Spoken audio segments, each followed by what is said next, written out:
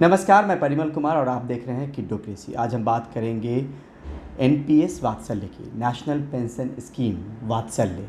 इस प्लेटफॉर्म पे इस पे चर्चा इसलिए भी ज़रूरी है क्योंकि हमारा प्लेटफॉर्म 0 से 18 साल के बच्चों पे केंद्रित है और उनके माता पिता को हम अलग अलग तरह की वीडियो प्रोवाइड करें, उसको लेकर है। हमारे साथ जुड़ रहे हैं एक ख़ास मेहमान जो फाइनेंशियल एक्सपर्ट हैं, संजय गुप्ता जी। संजय जी, आपका बहुत बहुत शुक्रिया किड्डोक्रेसी से बात करने के लिए।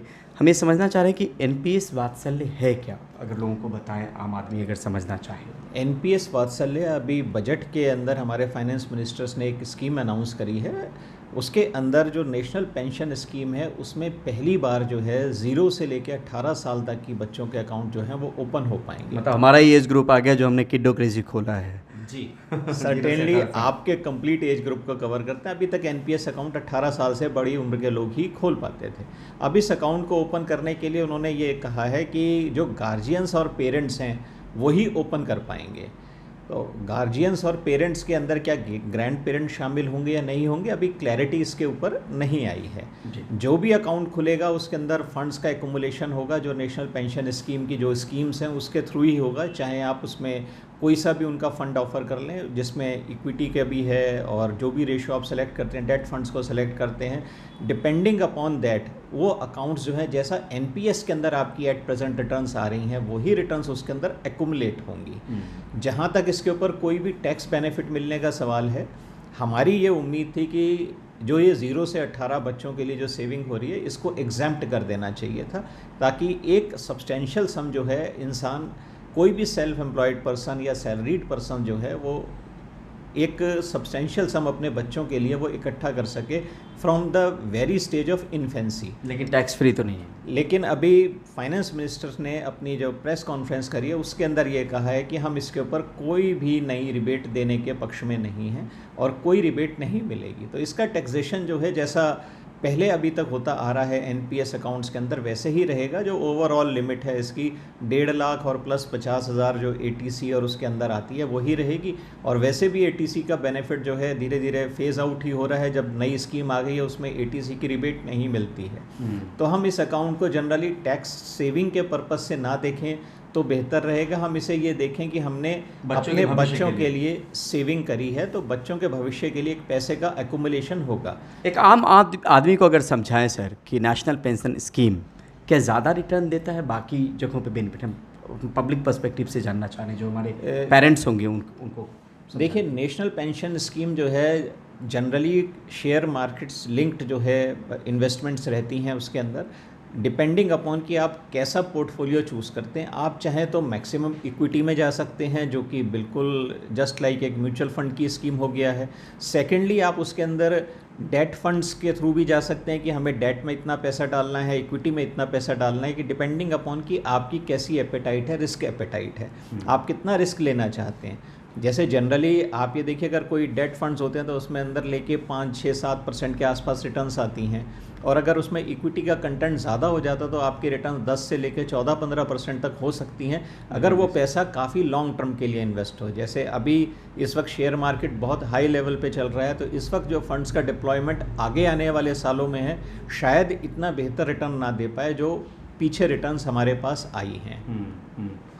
क्या आप जो पेरेंट्स हैं उनको इस तरह की स्कीम, जब वात्सल्य स्कीम आई है तो उसमें बच्चों के सेविंग के पॉइंट ऑफ व्यू से क्या वो ऐसी भी चीज़ें बताई गई हैं कि क्या पैसा पहले विड्रॉ हो सकता है, नहीं हो सकता है, जितनी जानकारी हमारे पास आई होगी अभी तक? देखिए परिमल जी, अभी तक जो डोमेन है उसमें इवन एनपीएस की जो वेबसाइट भी है उसके ऊपर उन्होंने स्कीम्स की जो फाइनर डिटेल्स हैं वो अभी फ्लोट नहीं करी हैं।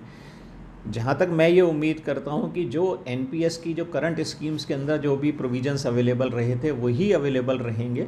जितना आप विड्रॉ कर सकते हैं, किस एज पे कर सकते हैं, क्वाइट पॉसिबल कि 18 साल की उम्र होने के बाद जो है आपको एक विड्रॉल की फैसिलिटी दे दी जाएगी अगर आप उसे कंटिन्यू ना करना चाहें। वैसे तो जनरली क्या है कि जब ये आप रिटायरमेंट की एज आती है उसी वक्त आपके पैसे जो है एनपीएस से आप बाहर निकाल पाते हैं। जो 60% आप कैश आउट कर सकते हैं, 40% आपका एन्यूटी में चला जाता है कि आप उसके ऊपर पेंशन ले सकते हैं लॉन्ग टर्म के लिए।